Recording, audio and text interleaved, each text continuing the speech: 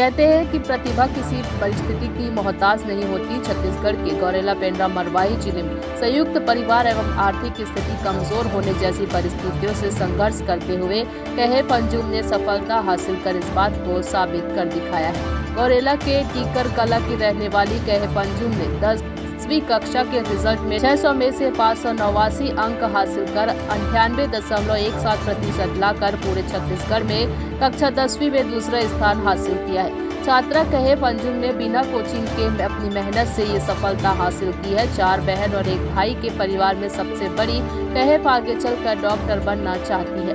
छात्रा ने अपनी सफलता का श्रेय माता पिता और गुरुजनों को दिया है। वहीं छात्रा कहे पंजुम के दूसरे स्थान प्राप्त करने पर उन्हें बधाई देने एसडीएम पुष्पेंद्र शर्मा भी पहुंचे। छात्रा कहे पंजुम का छत्तीसगढ़ में कक्षा 10वीं में दूसरा स्थान प्राप्त कर अपने परिवार सहित गौरेला पेंड्रा मरवाही जिले को भी गौरवान्वित किया है। क्या है पंजुम? छत्तीसगढ़ में आपने दूसरा स्थान प्राप्त किया 10वीं बोर्ड में, क्या कहना चाहेंगे और कैसे आपको जानकारी लगी?